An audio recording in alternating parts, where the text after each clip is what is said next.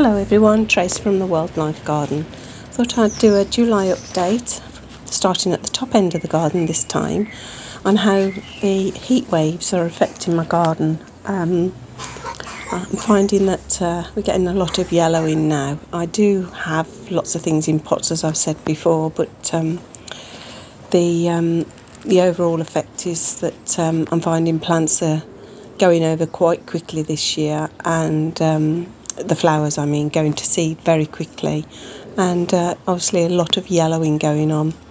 The water havens here is, I think it's water havens, is still coping though, but I'm not seeing any wasps that normally pollinate that plant. It's the common wasp that pollinates that plant, although it will be used by other insects. It's only the wasp that pollinates it.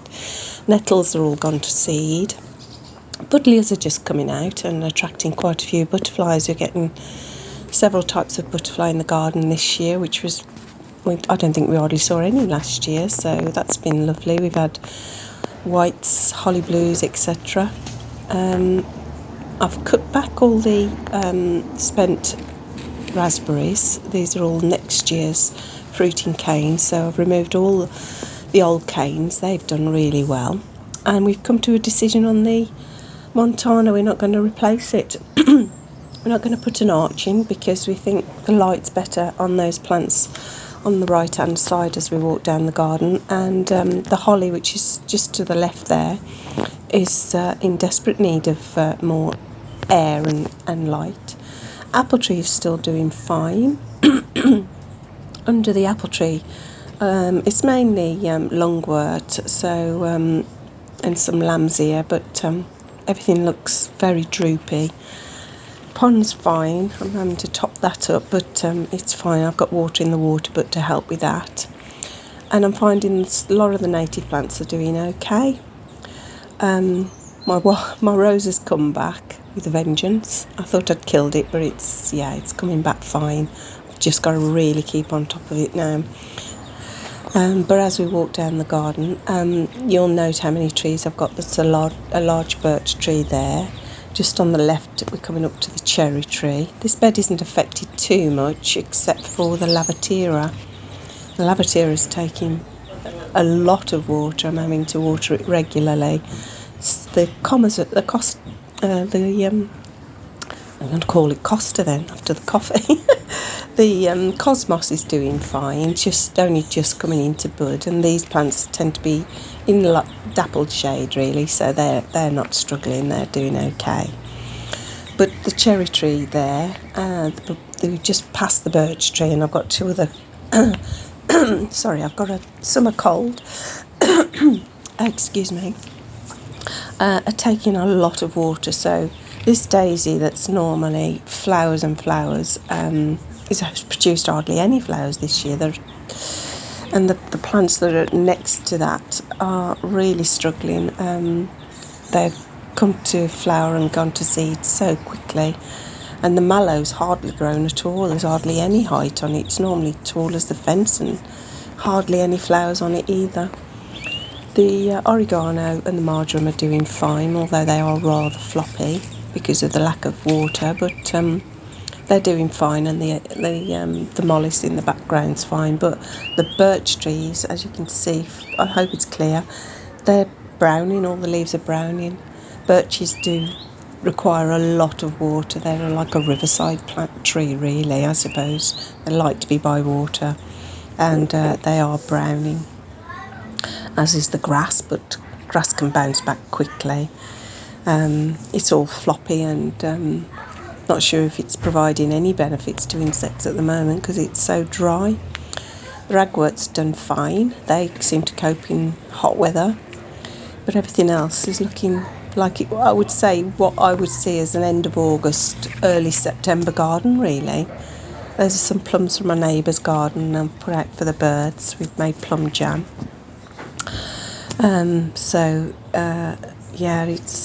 It's just looks like like a late end of summer garden rather than the middle of summer garden. Everything's struggling a bit. The astrantia flowered well, but has gone to seed so quickly. the meadow sweet's doing fine. I think because I keep emptying the bird bath water there when I clean the bird bath out every day. The water gets tipped there and they do like water too, so they're doing quite well there with that bird bath being emptied on them. The middle border, I've had to remove all the geraniums. They've struggled. This plant struggles a lot, the hydrangea. So very little flower, as you can see, apart from the ragwort, which looks really healthy. But that's a native plant and is probably used to the conditions better than some of the plants that are in the garden. Yeah, so there are a couple of cinnamon caterpillars on here, but most of them are down by the house. But I did spot a couple on here. Anything else? Yeah, the plants at the back are mainly hydrangeas. The fennel's doing fine, and hydrangeas, as I've mentioned before, the flowers are much smaller. And so hopefully the geraniums are beginning to bounce back now. I've been cutting them back, but I have also got some foxgloves to plant, so I'll put some foxgloves in there for next year. So as though everything's gone over to seed, the astrantia, the equilegia, I've been seed collecting. I've got quite a few seeds in the shed. Even the crocosmia there's no height to it. It's not just the lack of flowers. The toad flax has done fine, but I think I remember the garden being like this a couple of years ago, and we had a hot summer. I really struggled because I have a clay soil. It dries out and it becomes baking hard.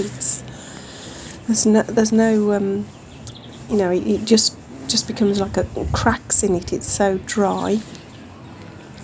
Shed needs some TLC. Got to do some fixing on that in a few weeks' time.